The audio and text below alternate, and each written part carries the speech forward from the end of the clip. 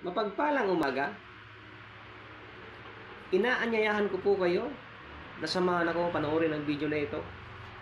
Mga bidyong inihanda ng mensahero ng silangan na kung saan inilahad niya dito ang mga tunay na pangyayari. Libo-libong taon na po ang nakakaraan.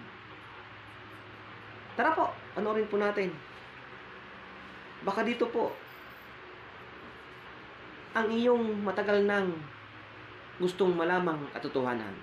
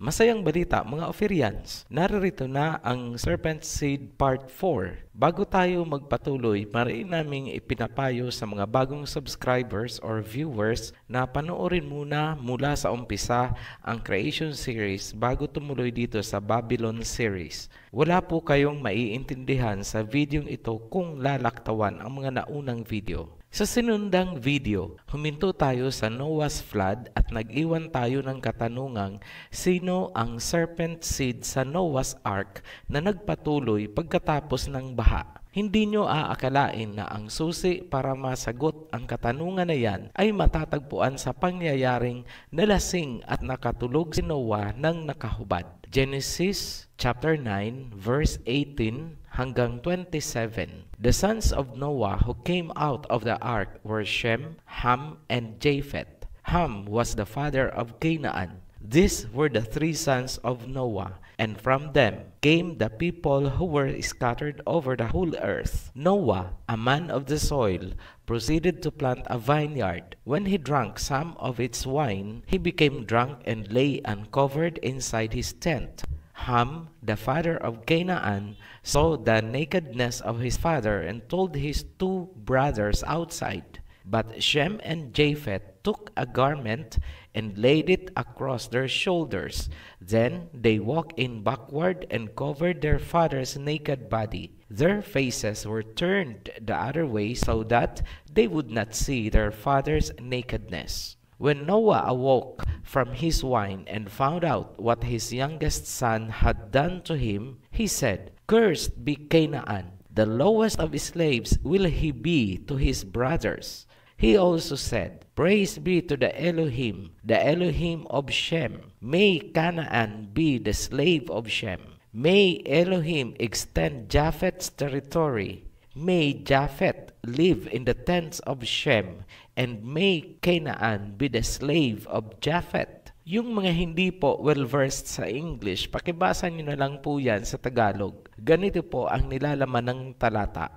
Pagkatapos ng baha, ang lumabas sa ark ng mga anak ni Noah ay sina Shem, Ham, and Japheth. Pansinin mabuti na hindi pa isinisilang si Canaan noong lumabas sila sa ark, pero binigyang diin agad ni Moses na ang ama ni Canaan ay si Ham. Si Noah ay naging man of soil, ibig sabihin, farming ang pinag-aabalahan niya. Nagkaroon siya ng vineyard o taniman ng ubas. Noong namunga na, gumawa siya ng alak, uminom, at siya ay nalasing. Siya ay nakatulog ng hubad dahil sa kanyang kalasingan. Ang kanyang kahubdan ay nadiskubre o tiningnan ni Ham at ito ay nagkwento sa kanyang mga kapatid na sina Shem at Japheth.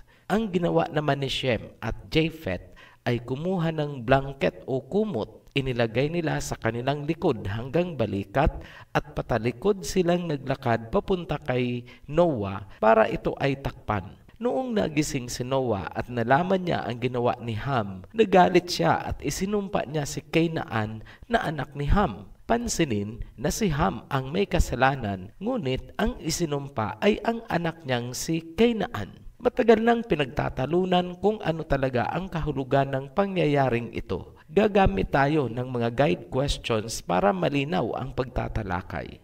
Number 1. Ano ba talaga ang kasalanang nagawa ni Ham? Number 2. Bakit si Canaan ang isinumpa at hindi si Ham? Number 3. Bakit ang parusa ay damay ang buong henerasyon ni Canaan? Number 4. Bakit binigyan diin ni Noah na ang Panginoon ni Shem ang purihin? Malalim po at sobrang matalinhaga ang kwentong ito. Hindi ito mauunawaan ng mga taong ayaw tanggapin ang kaalamang ibinahagi ng Ophirian Heritage tungkol sa Serpent Seed sa Creation Series. Kaya hanggang ngayon, wala pa rin katapusan ang kanilang pagdedebate tungkol sa isyong ito. Sagutin natin ang guide question number 1. Ano ba talaga ang kasalanang nagawa ni Ham? Ang talinhaga ng kasalanan ni Ham ay matatagpuan sa verse 22. Ham, the father of Canaan, saw his father's nakedness and told his 2 brothers outside. Paraphrase natin, saw the nakedness of his father. Dito nagsimula sa saw the nakedness ang iba't ibang interpretation. Ito ang madalas na sinasabi ng iba't ibang mga relihiyon at sekta. Una, ang ibig daw sabihin ng saw the nakedness ay nakipagtalik daw si Ham kay Noah at dahil wala naman daw consent si Noah, dahil tulog nga, lumalabas daw na ginahasa siya ni Ham habang natutulog. Tapos, ikakabit ang Sodom and Gomorrah at dudugtungan ng rhetorics tungkol sa mga makasalanan na ibubulid sa dagat-dagatang apoy, etc. etc. Napakaganda nga namang sermon, pero tinabunan ng doktrina ang totoong kahulugan ng kwento. Ano ang analysis ng Ophirian Heritage? Una, dapat kunin ng buo ang phrase na saw the nakedness of his father. Kapag tinanggal mo ang of his father, mali na ang kahulugan. Kailangan ding tandaan na ang phrase na saw the nakedness of his father ay pareho lang sa uncovered the nakedness of his father. Ibinigay ang kahulugan niyan sa Leviticus at Deuteronomy. Ganito ang sinabi ng Leviticus. Matatagpuan sa Leviticus chapter 20 verse 11. The man who lies with his father's wife has uncovered his father's nakedness. Both of them shall surely be put to death. Their blood shall be upon them. Sa Deuteronomy naman, ganito ang sinasabi. Deuteronomy chapter 27 verse 20. Cursed be anyone who lies with his father's wife because he has uncovered his father's nakedness. Maliwanag na ang phrase na uncovered the nakedness of his father ay ang pakikipagtalik ng anak na lalaki sa kanyang ina o sa asawa ng kanyang ama. Incest at adultery. Ang kasalanan pala ni Ham ay ang kanyang pakikipagniig sa kanyang ina na asawa ni Noah. Kailan ito nangyari? Habang tulog si Noah? Hindi po literal na tulog si Noah. Gagamit po tayo ng idiomatic expression with due respect sa patriarch nating si Noah. Madalas nating marinig sa ating mga matatanda ang kasabihang tulog sa pansitan. Ganyan din po ang pinakakahulugan ng kwento. Ibig sabihin, walang kamalay-malay si Noah dahil siya ay abala at nag-i-enjoy sa kanyang vineyard. Yung part naman na sinabing Ham told his brothers Shem and Japheth ay naglalarawan na ikwininto ni Ham kina Shem and Japheth ang kanyang ginawa. Parang ibinibida pa ito ni Ham sa kanyang mga kapatid, kung kaya nalagay si Noah sa malaking kahihiyan. Hindi ba't kahit ngayon, ang tawag sa lalaking pinagtaksilan ng asawa ay may ipot sa ulo? Ganyan din po ang concept sa panahon ni Noah. Malaking dagok sa pagiging husband at father figure, lalo na't sarili mong anak ang may kagagawan. Matapos ibida ni Ham ang kanyang ginawa, dalawang reaksyon ni Shem at Japheth ang dapat pansinin. Una, patalikod silang naglakad para hindi nila makita ang kahubdan ni Noah, at pangalawa, tinakpan nila ito ng kumot. Ano ang ibig sabihin? Una, prinotektahan nila ang sarili na huwag matukso o gumaya sa kamunduhang ibinibida ni Ham. Pangalawa, tinakpan nila si Noah. Ibig sabihin, hindi na nila ipinagsabi kahit kanino dahil kahihiyan ito ni Noah. Huwag niyong isipin na nalalayo tayo sa topic. Mamaya, ipapakita namin ang kinalaman ng buong pangyayari sa serpent seed. Bakit si Canaan ang isinumpa at hindi si Ham na may kagagawan ng kasalanan? Balikan natin ang eksena noong lumabas na sina Noah sa ark. Genesis chapter 9 verse 18 hanggang 19. The sons of Noah who came out of the ark were Shem, Ham, and Japheth. Ham was the father of Canaan. These were the three sons of Noah, and from them came the people who were scattered over the whole earth. Pansining mabuti, bakit si Canaan lang ang special mention? Bakit hindi rin nilagay doon na Japheth is the father of Magog, Shem is the father of Arphaxad? Bakit tila napaka-espesyal naman nitong si Canaan at siya lang talaga ang binanggit? Hindi ba kayo nagtataka? Mauunawaan kung bakit ganyan ang pagkakasulat kung ilalagay nyo ang inyong sarili sa katayuan ni Moses habang sinusulat niya ang Genesis. Siniguro niyang hindi malilito ang magbabasa.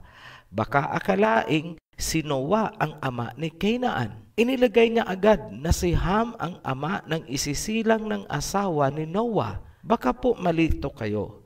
Ang isisilang na bata ng asawa ni Noah ay hindi anak ni Noah, kundi anak ni Ham. Inanakan ni Ham ang kanyang ina. Baka isipin nyo, masyadong marumi ang interpretation natin. Ngunit, pansinin nyo rin na mismong ang Biblia ang nagbigay kung ano talaga ang pagkakasala ni Ham. Hindi po gawa-gawa ng Ophirian heritage ang interpretation.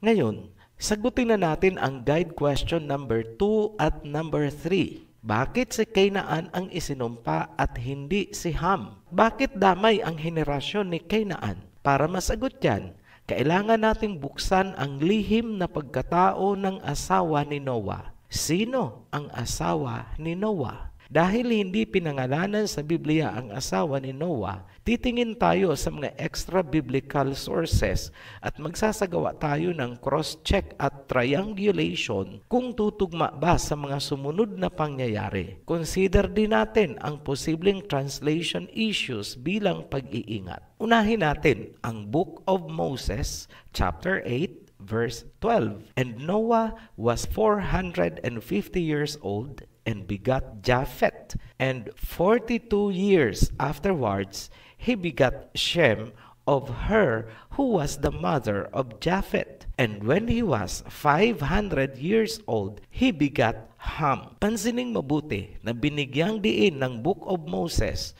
na iisa ang nanay ni Japheth at ni Shem.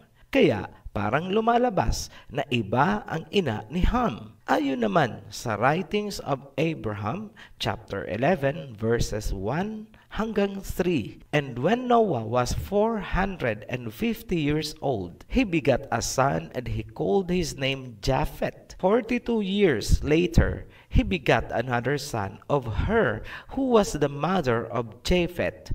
And he called his name Shem. 8 years later, Noah begot a son of his wife Naamah, who was of the seed of Cain, and he called his name Ham. Nagtugma na ang Book of Moses at ang Writings of Abraham. Iba ang ina ni Shem at Japheth. Iba naman ang ina ni Ham. Sinabi din na si Naamah mula sa bloodline ni Cain ang ina ni Ham. 3 punto ang naklaro sa writings of Abraham.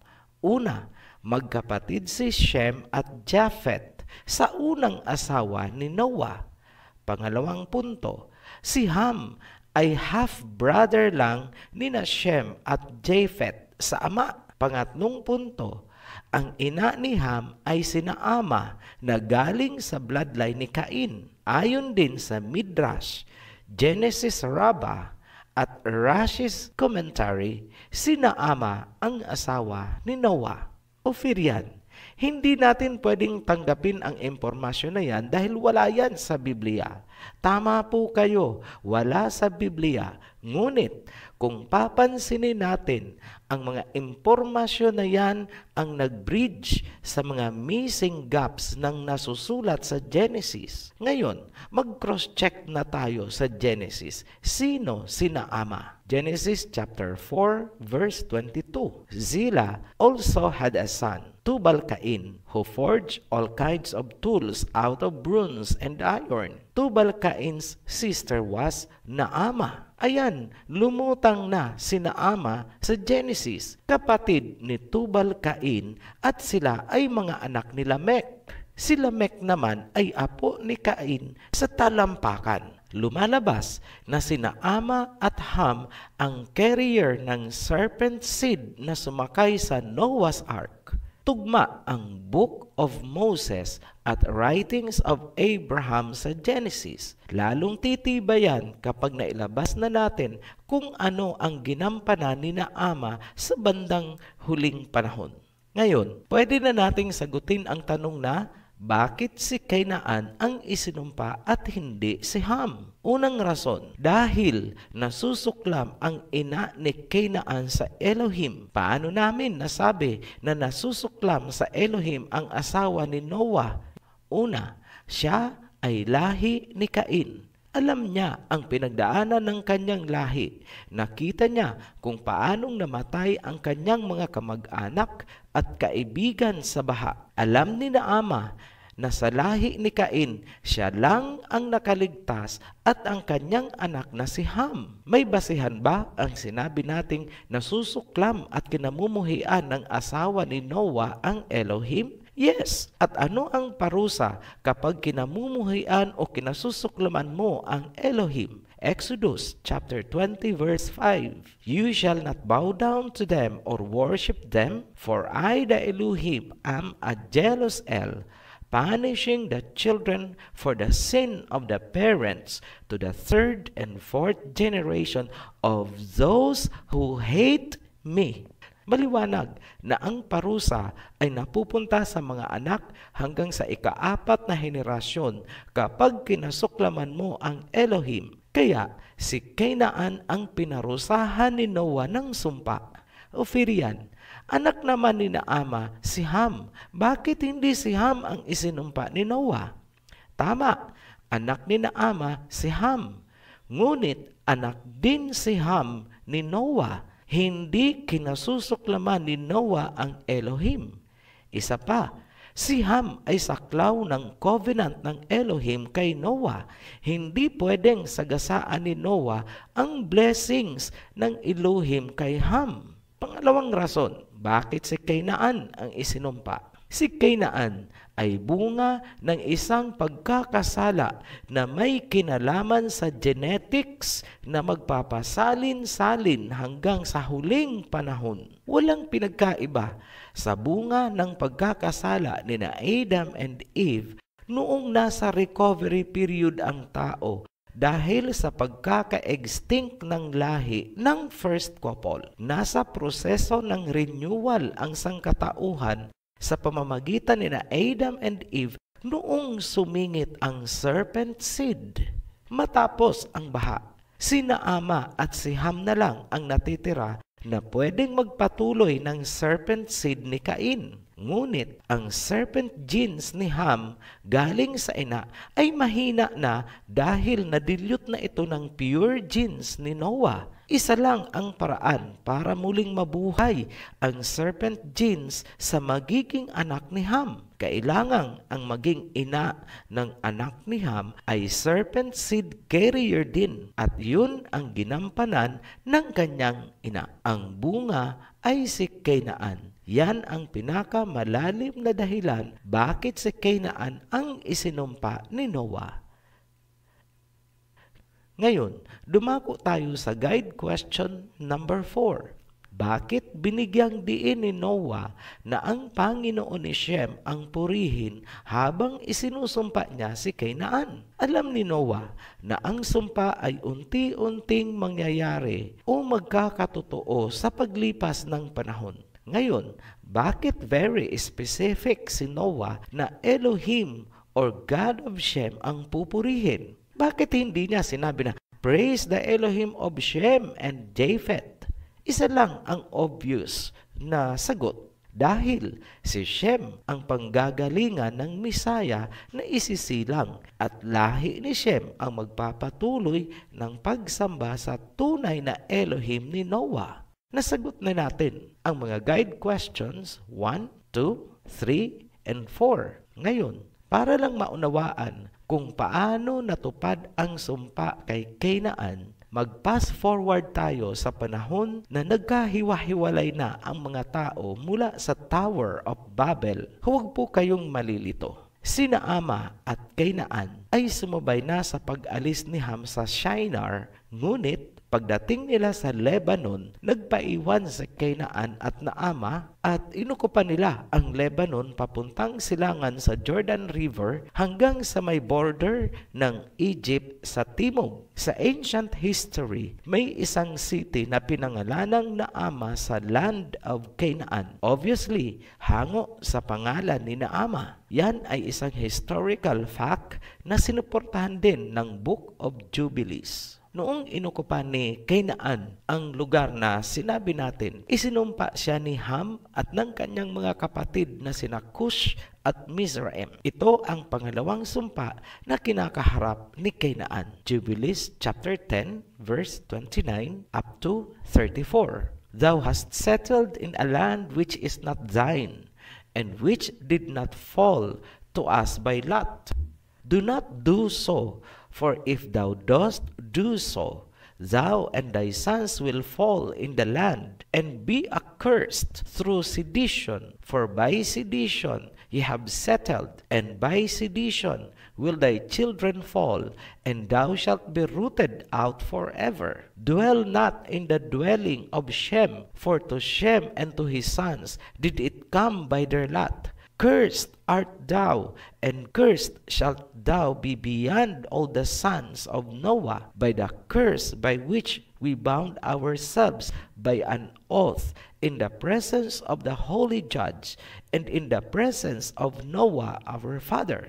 Ang sumpa ay dahil hindi niya pinakinggan ang kanyang ama na si Ham at mga kapatid niyang sina Cush at Mizraim na huwag uukupahin ang lugar na yon dahil hindi yun bahagi ng ibinigay sa kanila ni Noah. Ang lupaing sinakop ni Canaan ay para sa lahi ni Shem. Samantala, sina Ham, Mizraim at Cush naman ay tumuloy na upang okupahin ang Africa na ibinigay sa kanila ni Noah. Sa panahong ito, dalawang sumpa na ang kinakaharap ni Canaan. Una, noong nalasing si Noah, magiging servants of servants daw siya.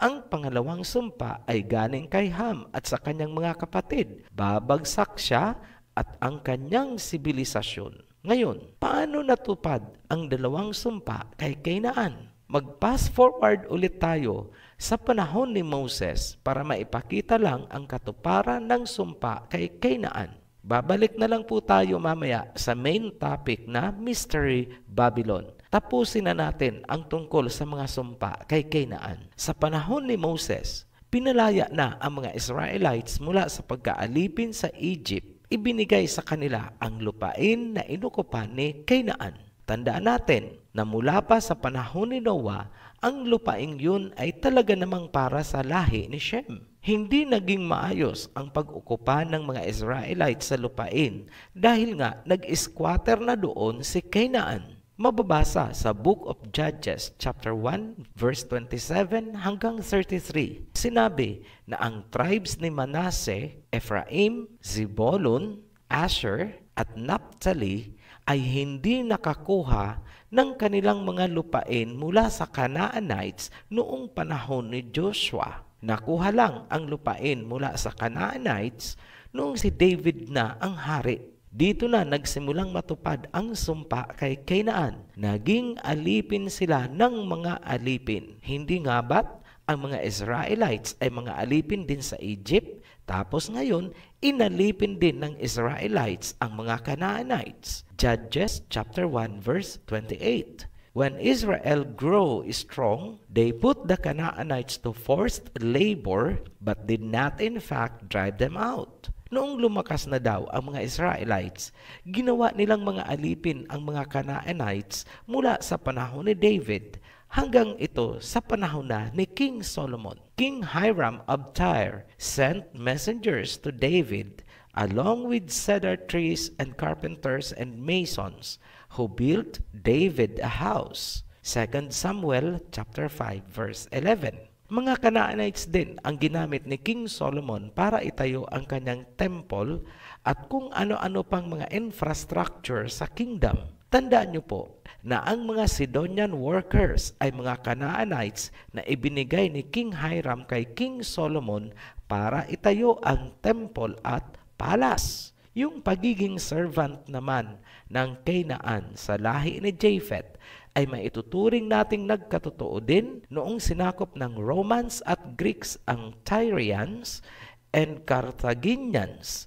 Sila ang natitirang sibilisasyon ng Old Canaanites. Ang pagbagsak ng Carthage ay nangyari noong circa 149 hanggang 146 BCE. Historical fact po yan.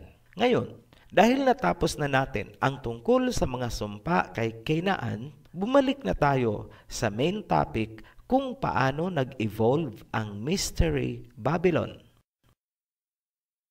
Ophirian, bakit hinayaan pa ng Panginoon na mag-survive ang serpent seed sa baha? Sagot, dahil kailangang matupad ang sumpang ito. Genesis chapter 3 verse 15. And I will put enmity between you and the woman, and between your offspring and hers. He will crush your head, and you will strike his heel. Maliwanag ang sinasabi sa Genesis na sa huling panahon pa dudurugin ng seed of the woman, ito yung mga Shemites, ang ulo ng seed of the serpent. Kailangang matupad ang sumpa, kaya hindi pwedeng mamatay agad ang serpent seed. Kailangang maglaban ang serpent seed at ang seed ng woman. Kung titingnan natin mula sa ibang aspeto, parang bahagi yan ng declaration of war sa pagitan ng Elohim at ni Lucifer. Remember, ang lahat ng nangyayari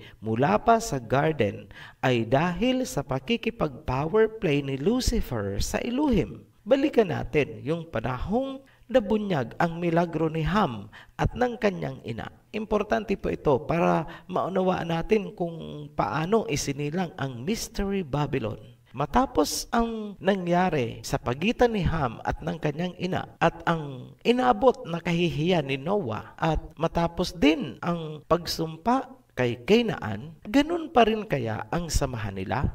Malamang, hindi na. Hiwalayan na ito. Paano namin nasabi? Unang-una, ang asawa ni Noah ay may kimkim na puot at galit dahil sa baha na ipinadala ng Elohim ni Noah at Shem. Walang ina ang matutuwa na matapos mamatayan ng buong lahi, ngayon naman isinumpa ang kanyang bunsong anak.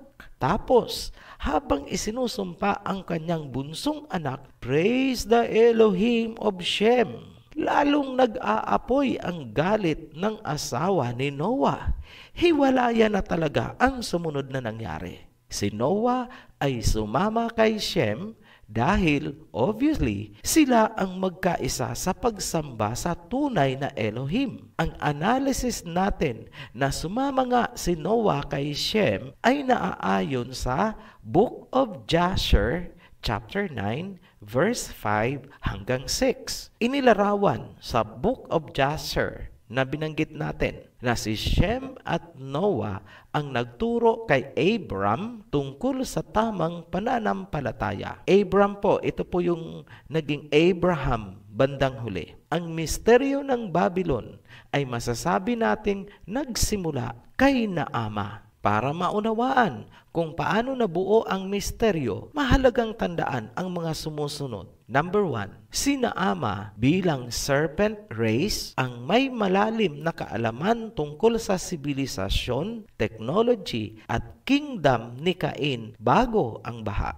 Number 2, si Naama ay may kimkim na pagkapuot dahil sa sinapit ng kanyang lahi sa baha. Number 3, si Naama ang ina ni Ham at Kainaan, at si Kainaan ang may pinakamalakas na serpent gene, pangalawa sa kanyang ina. Ngayon, ang Babylon ay matatagpuan sa lupain na tinatawag na Mesopotamia. Malapit ito sa lugar kung saan sumadsad ang Noah's Ark sa Mount Ararat. Kasabay sa pagdami ng tao, nagsimula ding mabuo ang Mystery Babylon mula sa advocacy ni Naama. Paano nagawa ni Naama na impluwensyahan ang mga tao sa ways of Cain? Mauunawaan natin yan kung titingnan natin si Naama mula sa pananaw ng mga taong isinilang pagkatapos ng baha. Ganito ang tingin nila kay Naama. Si Naama ay isang mahiwagang nilalang mula sa ibang panahon at nakarating sa kasalukuyang panahon lulan ng napakalaking bangka kasama ang mga hayop. Yan ang tingin ng mga tao kay Naama. Misteryosa bilang pinakamatanda sa lahat ng mga babae. Natural lang, siya ang itinuturing na pinakaina o mother figure ng sangkatauhan. Taglay ni Naama ang mga kaalaman mula sa sibilisasyon ni Cain. Malaki ang naging impluwensya ng kanyang kaalaman sa pagpapasimula ng government, arts, music, science, at higit sa lahat ay religious belief system pagkatapos ng baha. Dito ipinasok ni Naama ang versyon ni Cain tungkol sa Garden of Eden at kung paanong iminulat ng serpent ang kamalayan ng kanyang mga ninunong sina Adam and Eve. Dahil sa ginawang pagpapalaya ng serpent sa humanity, ito ay isinumpa ng Elohim, kaya ito ay gumagapang na ngayon sa lupa at alabok ang kinakain. Sa version ni Naama, winasak ng Elohim ni Noah ang kaharian ni Cain sa pamamagitan ng baha. Sa buong lahi ni Cain, siya at ang kanyang anak na si Ham ang nakaligtas. Sa puntong ito, nabaling na ang simpatiya at respeto ng mga tao sa serpent. Sa tingin nila, nagsakripisyo ang serpent para sa humanity. Kinalaban niya ang malupit na Elohim ni Noah at Shem para palayain ang sangkatauhan. Sinimulan nilang sambahin ang serpent. At dahil si Naama at ang kanyang mga anak ang serpent seeds, kailangan silang tratuhin na figure of authority. Si Naama ay hindi lang naging mother figure, kundi parang naging priestess at oracle sa paningin ng mga tao. Muling nabuhay sa bagong henerasyon pagkatapos ng baha ang pagre-rebelde ni Cain sa Panginoon. Dahil sa impluwensya ni Naama, nagkaroon ng idea ang mga tao na magkaisa at magtayo ng city. Ayaw nilang magkahiwa-hiwalay dahil meron na silang ambition of humanity. Ang pagkakaroon ng self-regulation, government, civilization, culture, and religion na nakasentro sa divinity at authority ng serpent. Sa madaling salita, muli nilang bubuhayin ang city ni Cain na winasak ng baha. Muli nilang bubuhayin ang sibilisasyon at form of world government ni Cain. Genesis chapter 11 verse 1 to 4. Now, the whole world had one language and a common speech. As people moved eastward, they found a plain in Shinar and settled there. They said to each other, "Come, let's make bricks and bake them thoroughly." They used brick instead of stone and tar for mortar. Then they said, "Come, let us build ourselves a city with a tower that reaches to the heavens, so that we may make name for ourselves. Otherwise, we will be scattered over the face of the whole earth." Nung mga bata pa tayo, kapag narinig ang Tower of Babel, ang pumapasok sa ating isip ay confusion o pagkakalituhan dahil sa biglang pagbabago ng mga lingwahe. Kahit sino pong pastor ang tanungin nyo niyan, lingwahe at lingwahe at lingwahe ang tema ng kanilang pagpapaliwanag. Hindi nila makita ang kinalaman ng Tower of Babel sa Mystery of Babylon ng Revelation. Para sa kanila, ang Tower of Babel is a thing of the past. Ngunit para sa Ophirian heritage, ang Tower of Babel ay higit sa inyong inaakala. Pansining mabuti, bakit pinatigil ng Elohim ang pagpapatayo ng Tower of Babel? Verse 5, "But the Elohim came down to see the city and the tower the people were building. The Elohim said, if as one people is speaking the same language, they have begun to do this, then nothing they plan to do will be impossible for them. Come, let us go down and confuse their language so they will not understand each other." Importanteng pansinin ang sinabi ng Elohim na kung sa isang lingwahe nagawa na nila ito, wala na silang paplanuhin na hindi matutupad.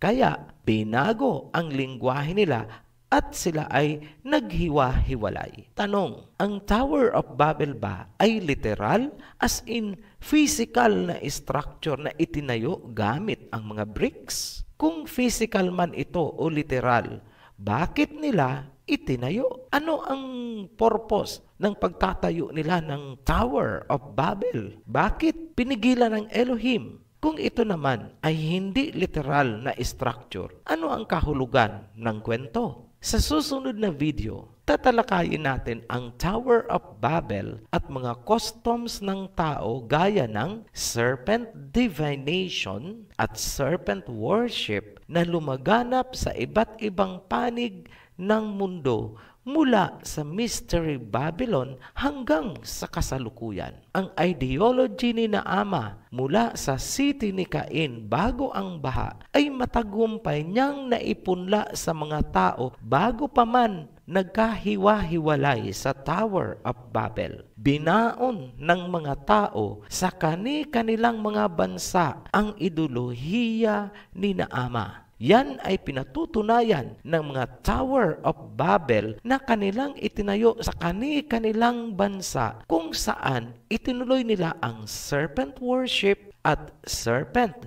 divination. Ang mga serpent seed ang namumuno at nagpapatuloy ng serpent ideology and practices ng Babylon hanggang ngayon. Hawak nila ang kapangyarihang nagpapainog ng mundo sa larangan ng ekonomiya and power among nation. Ang mga bansa kung saan matatagpuan ang mga Tower of Babel at iba pang mga symbol ay pagpapatunay na kontrolado ng serpent seed ang isang lupain o bansa. Magsimula tayo sa ancient Babylon papuntang Egypt, Europe at iba pang panig ng mundo. Malalaman natin ang headquarters ni Naama noon at ngayon. Muli po kaming nagpapasalamat sa mga patuloy na nagsusubaybay sa ating mga video. Welcome po sa mga new subscribers natin. Hanggang sa muli, be blessed, Ophirians!